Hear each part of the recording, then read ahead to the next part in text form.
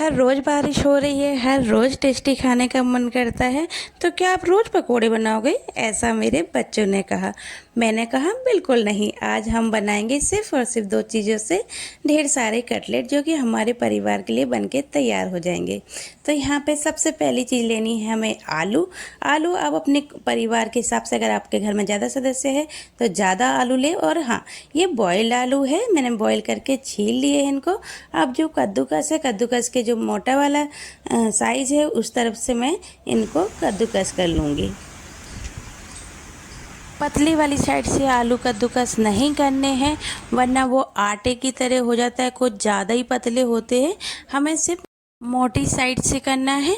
तो यहाँ पे मेरे सारे आलू कद्दूकस हो चुके हैं, मैं सारे निकाल लूँगी और एक बार आपको पास से भी दिखा देती हूँ। ये देखिए, ठीक है। तो अब हम चलेंगे दूसरे स्टेप की तरफ।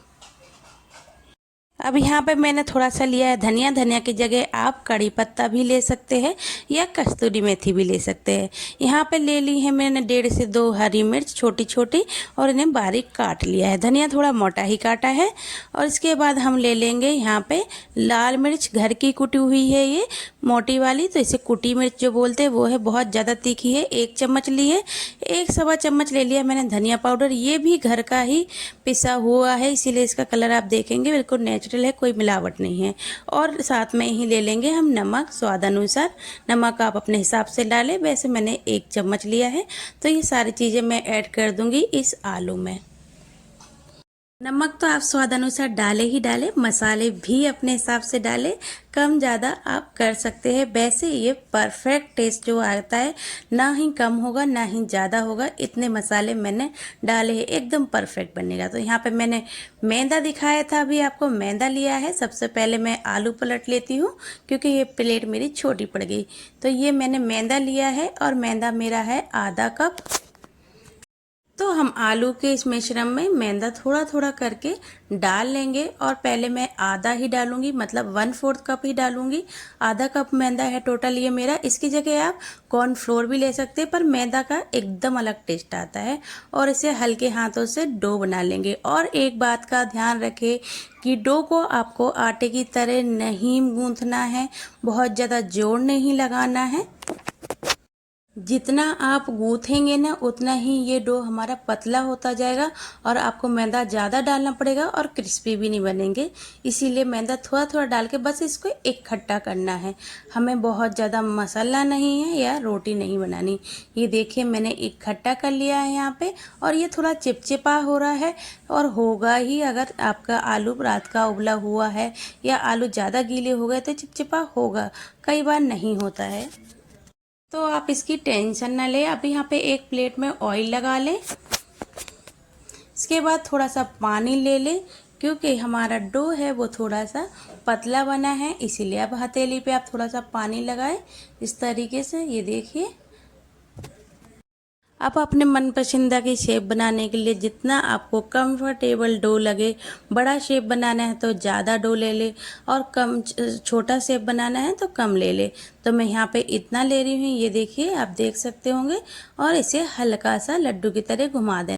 पोले पोले हाथ से ही करें, बहुत ज़्यादा जोर लगाने की ज़रूरत नहीं है, वरना ये डो की तरह सॉफ्ट हो जाएगा। जैसा कि मैंने पहले भी कहा, तो ये बहुत मज़ा नहीं आएगा आपको। स्टफिंग का जो हमने आलू वगैरह बना है, इसका बिल्कुल मज़ा नहीं आएगा, वो आटे आटे के जैसे लगेगा।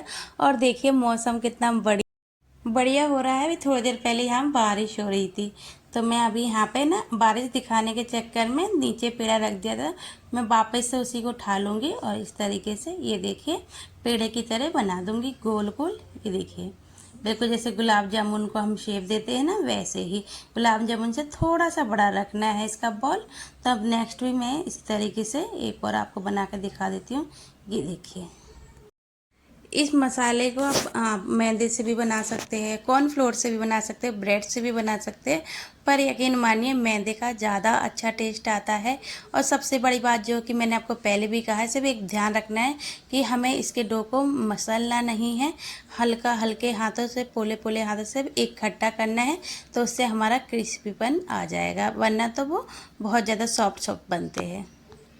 अगर आप कॉर्नफ्लोर से बनाएंगे ना तो भी बहुत ज़्यादा सॉफ्ट बनेंगे, इसीलिए मैंने कॉर्नफ्लोर नहीं डाला। अब दूसरी शेप हम थोड़ा सा कटलेट का शेप देंगे, लंबे वाले कटलेट का। तो ये देखिए इस तरीके से हम दूसरा कटलेट बना लेंगे अलग शेप का। इसमें थोड़ा सा ज़्यादा डो लिया था मैंने, बहुत हल्का सा 20-21 के करीब, मतलब थोड़ा सा बढ़ा के, ज़्यादा नहीं बढ़ाया था। तो मैंने ये देखिए इसको इस तरीके से बना लिया। आप अपने मन पसंदा कोई सी भी शेप दे सकते हैं या ढक्कन वक्कन से भी कट कर सकते हैं अगर आपको ऐसे नहीं बनाने आ रहा है तो। चलिए मैं थोड़ा सा और एक और बना के दिखा देती हूँ। तो ये देखिए बन गया ना एकदम परफेक्ट कटलेट। और हाँ, अगर आपको लग रहा है कि प्लेट में बहेगा तो आप टेंशन ना ले, नहीं बहेगा क्योंकि हमने ऑयल लगाया था। हल्का गीला चिपचिपा होगा तो कोई बात नहीं, टेंशन वाली कोई बात नहीं है। जब हम इसे फ्राई करेंगे तो ये बढ़िया से अपनी बढ़िया सी शेप ले लेगा। और यहाँ पे हमारे सारे कटलेट बन के तैयार हो गए हैं। तो चलते हैं अब हम इन्हें तलने की ओर।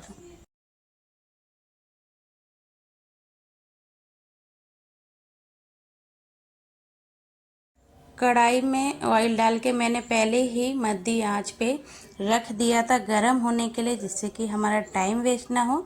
तो मैं यहाँ चेक कर लूँगी कि हमारा तेल गरम हुआ कि नहीं। ये देखिए तेल बिल्कुल बढ़िया गरम हो चुका है। तेल को हमें बहुत ज़्यादा फुकता हुआ गरम नहीं करना, पर हाँ हल्का भी गरम नहीं होना चाहिए, वरना ये आलू की कोई भी चीज़ हम बनाएंगे तो वो चिपक जाएंगी। और हम कलछी से ज़बरदस्ती छुटाएंगे तो क्या होगा कि वो फट जाएंगे। जब तक मैं कटलेट की तैयारी करी थी तब तक तो मेरा गैस सिम ही था, क्योंकि मैं टाइम बचाने के मारे कढ़ाई रख रखी थी गर्म होने। पर अब जब मैं कटलेट डाल रही हूँ तो ये क्या है, हाई फ्लेम पर गैस है। और आप इस बात का ध्यान रखें कि तेल बहुत ज़्यादा ठंडा ना हो और बहुत ज़्यादा फुकता हुआ भी ना हो, वरना क्या होगा, अगर ठंडा होगा तो कटलेट नीचे चिपक जाएंगे या आलू की कोई भी चीज़ नीचे जाके चिपक जाएगी और तेल पी जाएगी। और अगर आप हाई फ्लेम पर बहुत ज़्यादा फुकता हुआ, हाई फ्लेम पे होना चाहिए पर बहुत ज़्यादा फुकता हुआ तेल आप डालेंगे तो वो एक सा कलर नहीं आएगा, ऊपर से एकदम खरे खरे होंगे और नीचे से एकदम कच्चे कच्चे होंगे और जले जले से आपके कटलेट बनेंगे। परफेक्ट कलर लाने के लिए आपको तेल गरम करना है तो चेक कर लेना है। अगर आपका तेल बहुत ज़्यादा फुकता फुकता गरम है तो उसे सिम कर लेना है, फिर आपको कटलेट डालने हैं। और अगर मीडियम गरम है आपका तो आप हाई फ्लेम पर ही डालें। तो मैंने यहाँ पे मेरा मीडियम गरम था तब मैंने हाई फ्लेम पर डाले थे। तो कटलेट देखिए कितना बढ़िया से सिक के तैयार हुए हैं। और अगर आपको एक बार को भी 1% को भी ये लगता है कि मेरे कटलेट कच्चे रह जाएंगे तो आप बीच में, वैसे ज़रूरत है नहीं, ये हाई फ्लेम पर ही सिक जाते हैं। अगर आपको लगता है कि आपके कटलेट अच्छे से नहीं सिक पाएंगे या अंदर से कच्चे रह जाएंगे तो उसे आपको क्या करना है, गैस को बीच बीच में 2 से 3 सेकंड के लिए सिम कर लेना है। इससे ज़्यादा सिम ना करें। जैसे आपने 1 मिनट सेकना है तो 1 मिनट में 2-3 बार सिम कर लीजिए गैस। जैसे कि 15 से 20 सेकंड के लिए आप हाई फ्लेम पे करिए, फिर 3 से 4 सेकंड के लिए सिम पे कर लीजिए। इस तरीके से टाइम का मैनेजमेंट करके एकदम बढ़िया बनेंगे, जलेंगे और ना ही फटेंगे। तो चलिए मैंने बीच में हिला हिला के इन कटलेट को भी तल लिया है। पहले गोल वाले तले थे, अब ये लंबे वाले तले हैं। देखिए आया है ना चारों तरफ से बहुत बढ़िया कलर, एकदम सुनहरा। नहीं तो हमारा एक भी कटलेट फटा है, ना ही जला है और ना ही कम सिका है, ना ही ज़्यादा सिका है। और ऑयल तो हमारा बिल्कुल साफ का साफ है, जैसे कि पहले ही था, वरना लोगों का एकदम काला काला हो जाता है, इस्तेमाल करने का भी मन नहीं करता। और हाँ एक बात और मैं कहना चाह रही थी कि यहाँ पे आप इस वाली छन्नी को इस्तेमाल करें ऑयल छानने के लिए। किसी भी चीज़ को आप ऑयल में से निकाल के इस पर रखें तो जो भी एक्स्ट्रा 1-2 बूंद हमारा ऑयल होता है ना, वो सारा निकल जाता है। आपको टिश्यू पेपर का खर्चा उठाने की ज़रूरत भी नहीं पड़ेगी अगर आप छन्नी पे इस तरीके से ऑयल निकाल लेंगे। तो हमारे देखिए सारे कटलेट बढ़िया से सेक गए हैं। तो चलिए यहाँ पे मैंने सॉस से और हरी चटनी से अपनी प्लेट को डेकोरेट कर लिया है, क्योंकि सावन का महीना है, लेडीज़ बहुत ज़्यादा मेहंदी लगाना पसंद करती, इसीलिए मैंने चटनी की प्लेट को थोड़ा मेहंदी स्टाइल में डेकोरेट किया है। अब मैं यहाँ पे आपको ऑयल दिखा रही हूँ, देखिए एक भी बूंद नहीं रह जाता जब आप इस तरीके से इस जाली वाली छन्नी में छान लेते हैं। सारे कटलेट को मैं इस प्लेट में रख लेती हूँ। जब तक मैं कटलेट रखती हूँ प्लेट में, जब तक आप मुझे प्लीज़ लाइक शेयर सब्सक्राइब कर लीजिए अगर आपको मेरी वीडियो ज़रा सी भी अच्छी लगती है तो। और अगर आपको वीडियो पसंद नहीं आई हो या पसंद आई हो तो भी कमेंट करके बताएं। सारे प्लेट में रख लिए हमने कटलेट, तो मैं यहाँ पे एक कटलेट आपको तोड़ के दिखा देती हूँ। इससे 3-4 कटलेट मैंने अपने भगवान जी के लिए निकाल दिए थे। ये देखिए अंदर से एकदम बढ़िया सिके हैं और मेरे उंगलियों में आपको कोई भी ऑयल नहीं दिख रहा होगा, ना ही तो प्लेट में दिख रहा होगा। ये देखिए एक और मैं आपको गोल वाला भी तोड़ के दिखा देती हूँ। ये देखिए कहीं भी ऑयल नहीं है, तो इसे एंजॉय करें। मैंने इसमें 2 ही चीज़ यूज़ करी हैं, एक मैदा और एक आलू, और बढ़िया से हमारी रेसिपी बनके तैयार हो गई है।